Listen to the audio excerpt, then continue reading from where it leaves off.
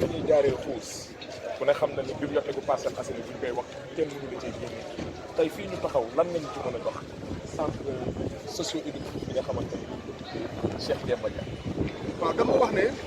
zone bi mënul woon trouver meilleur endroit que fii parce que fii ñu nekk nii moom la ñu duppee na ko yàlla yërëm Demba Dia. kan mooy Demba Dia dafa amoon ñetti casquette Demba politicien la woon amoon na parti bu ñuy wax MAC mouvement pour l'action et la citoyenneté mu jógee ci loolu nekk un homme de culture bu ñu nee homme de culture nag musique mu ngi ci biir mu nekkoon artiste musique compositeur boole ñett yooyu mais nit ñi dañuy fàttali Demba sportif la woon Demba mu ngi commencé ci tennis la commencé woon mujjee ci rawante oto boo fàttaliku am na rawante oto bu ñuy wax 6 heures de Dakar mu ngi ko gagné au début des années 2002 donc mu amoon ñetti casquette homme politique homme de culture ba pare nekk sport kon nag su ko le maire Moussa si tuddee centre socio-culturel bi defe naa ne vraiment daf ko rendre hommage boo xam ne ni c'est un hommage très mérité. ku ne Abdoul Aziz Diack xam ko ci wàllu football ku ne monsieur Abdoul Aziz Diack xam ko ci doyen yow mouvement nawetaan bi. jiite nga fi USPA nekk fa entraîneur. ba tey jii nii nga war a mën a ànd ak sa doom yi nga xamante ne ñoom ñooy que ça soit Waxab Sène ak président Omar. tey séminaire bi nga xamante ne moom lañ fi organisé woon. bi porté woon sur la santé cardiaque. le porté aussi sur le secourisme. ak vie associative. tey jii nii en saison morte ban impression ngay am par rapport ak li nga xamante ne moom moo fi xew. compétition dañ koy préparer parce que souvent dañuy wax ne équipe yi benn vocation lay am maanaam football bi rek moo leen soxal mais tey Waxab wane na tey ak ñi mu àndal tey ñu di ko xelal wane na tey au delà du football am na loo xam ne moo jiitu football muy wér-gu-yaram tey mu ne damay waxtaanee wér-gu-yaram muy préparer nit ki maanaam à la compétition préparer ko au sport. mu ne kan laay jël mu dem seeti koo xam ne mun naa ne doomu Parcelles parce que centre Mame Abdou bii ñu ngi ko inauguré en septembre 2007 mu nekkoon fi médecin chef muy Mbaye Paye du question cardiologue la mais dafa nekk aussi un médecin du sport ànd ak équipe nationale yu bëri ci jongante mu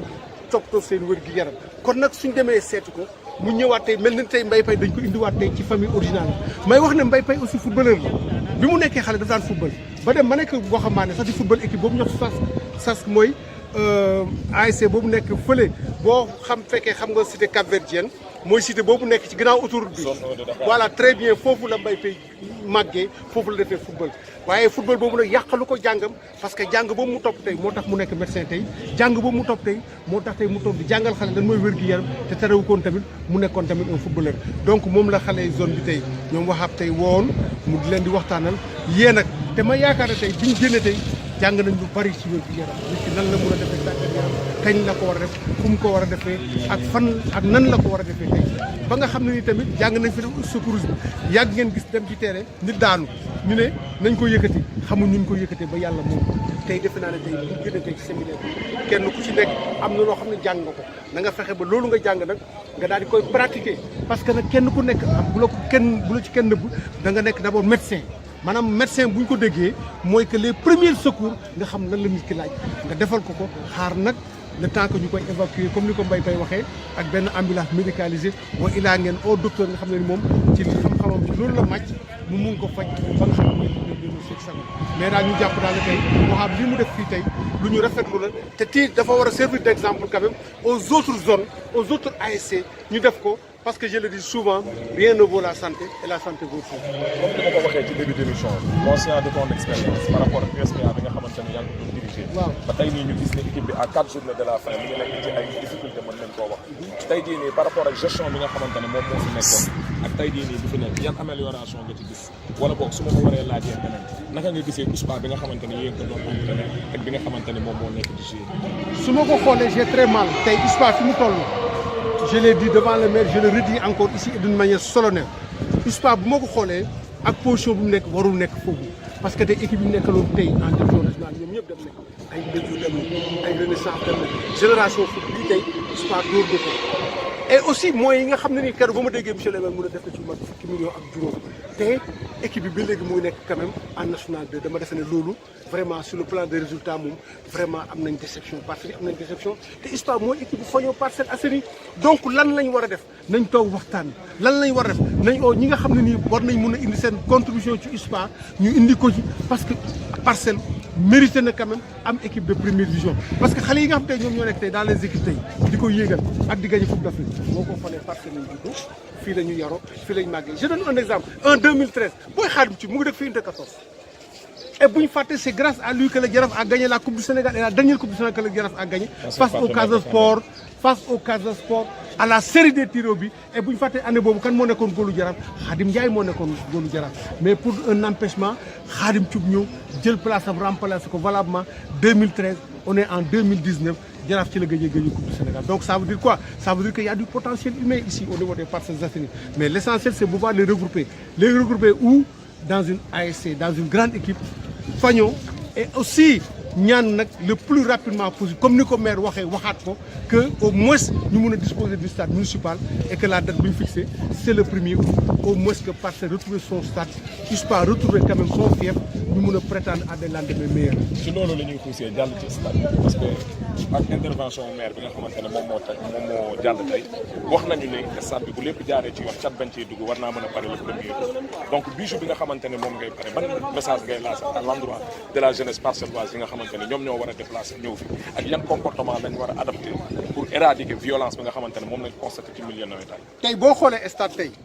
y a un fléau qui est en train de gangréner le mouvement. Les infrastructures mooy lan mooy le manque d'infrastructure. Demba Diop gis nga ko ni meloon Léopold Sédar Senghor ñu koy tëj amul entretien bu baax stade nga lañ koy ubbee dégg ngeen la fa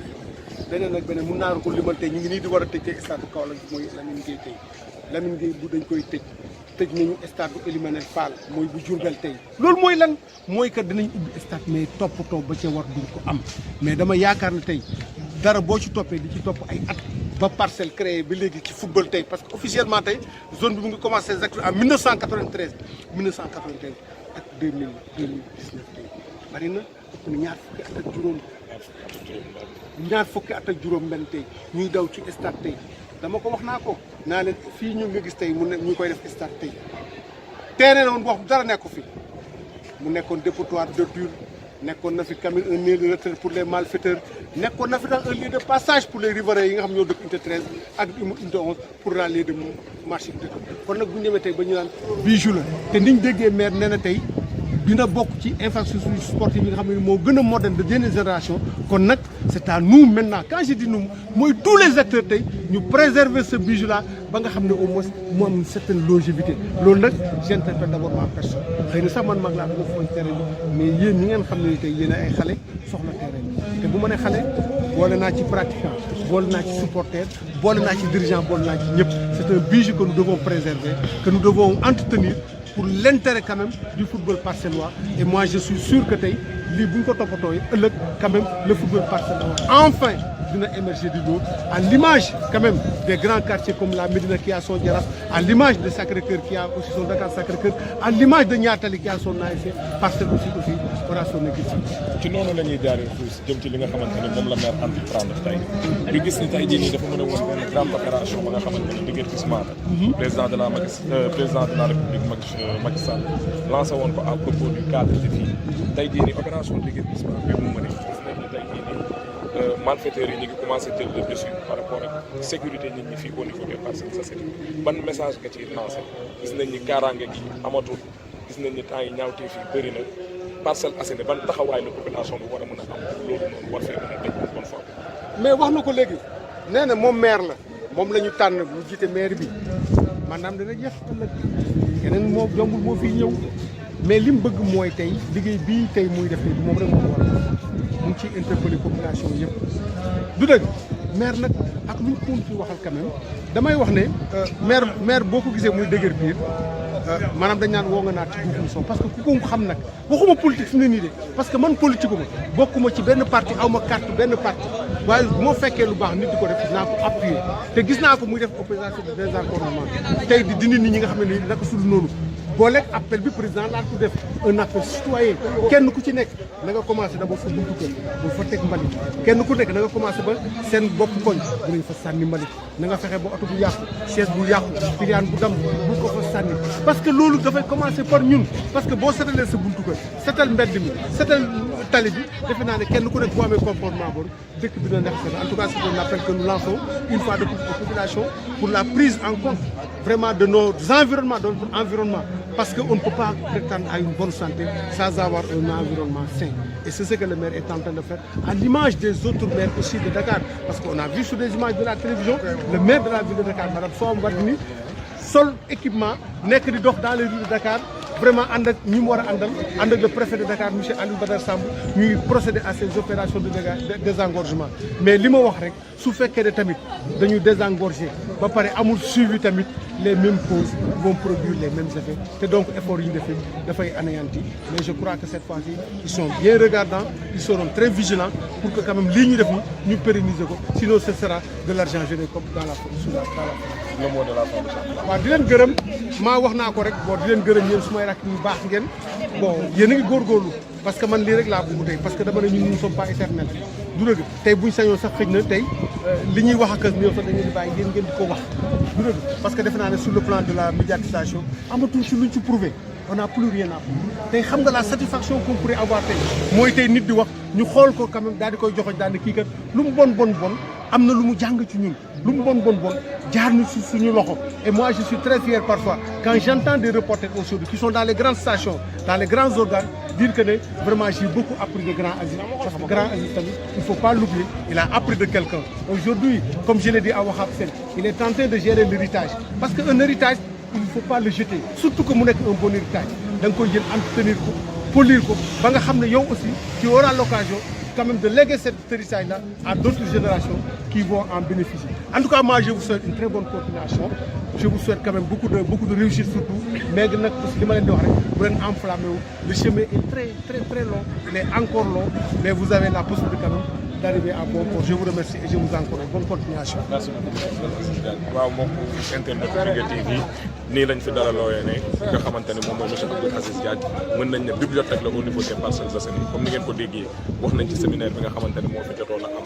stade bi nga xamante ne moom mooy waaj a pare opération de désencombrement bi nga xamante ne monsieur le maire moom la mën a tey en grande pompe avec toute la population des Parcelles Assainies ñi ngi sant ñëpp di gërëm ñëpp di leen jox fi daje ba beneen incha allah daa ngeen di